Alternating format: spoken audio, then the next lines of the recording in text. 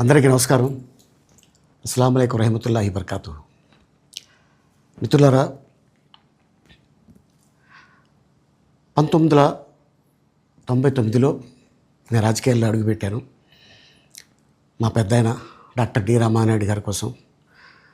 ఎందుకంటే నేను child artist తర్వాత నేను మళ్ళీ ఒక వయసు వచ్చిన తర్వాత నాకు అద్భుతమైన అవకాశం ఇచ్చి ప్రేమ ఖైదీ అనే సినిమాతోటి మళ్ళీ నా కెరీర్ స్టార్ట్ అయింది చైల్డ్ ఆర్టిస్ట్ తర్వాత.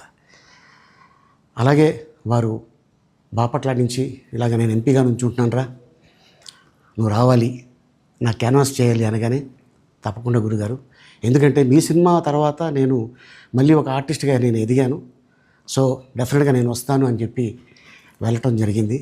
అప్పుడు టీడీపీ హయాంలో దాదాపు ఒకే పార్టీలో 20 సంవత్సరాలు నేను ఉన్నాను.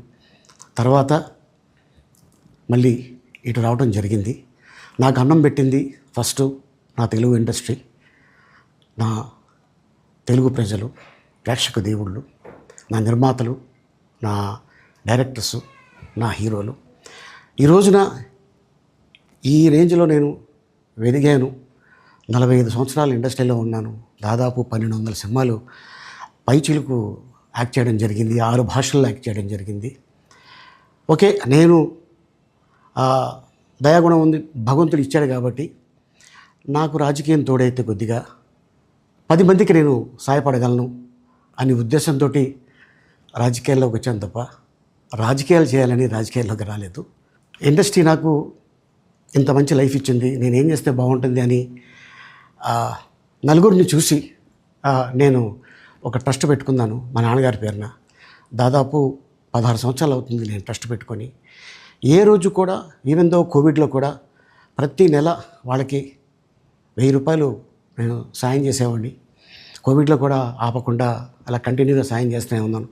చాలామందిని నా కుటుంబంలో అవ్వచ్చు, బయట వాళ్ళు అవ్వచ్చు, చుట్టాల్లో అవ్వచ్చు, చాలామందికి చదివించాను నేను. అండ్ అలాగే మా తల్లిదండ్రులు నాకు ఇచ్చిన ఒక గుణం అది అందరితో పంచుకోవాలని చెప్పి ఉద్దేశంతో నేను ట్రస్ట్ కూడా పెట్టుకున్నాను. నా ఇన్కంలో దాదాపు 20% నేను ట్రస్ట్కి ఇవ్వటం జరుగుతుంది. గతంలో కూడా చెప్పా, ఫారిన్ కంట్రీస్లో ఏదైనా ఈవెంట్స్ చేస్తే దాంట్లో నుంచి 60% ట్రస్ట్కి వెళ్ళి 40% నేను తీసుకునేవాడిని.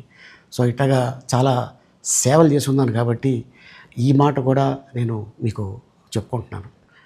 అండ్ అలాగే నేను వ్యక్తిగతంగా ఎవరి మీద ఏ పార్టీలో ఉన్నా కూడా నేను నా పార్టీ గురించి నేను పొగుడుతాను, అక్కడ ఉన్న వ్యక్తి ఎమ్మెల్యే క్యాండిడేట్ గురించి నేను పొగుడుతాను, నా నాయకుడిని నేను పొగుడుతాను తప్ప ఎప్పుడు ఎవరిని కూడా ఒక మాట అంటాం కానీ వాళ్ళ లైఫ్ గురించి కానీ వాళ్ళ పర్సనల్ లైఫ్ గురించి కానీ ఎప్పుడు కూడా ఏ వేదిక మీద కూడా మీరు వెతికినా కూడా దొరకదు.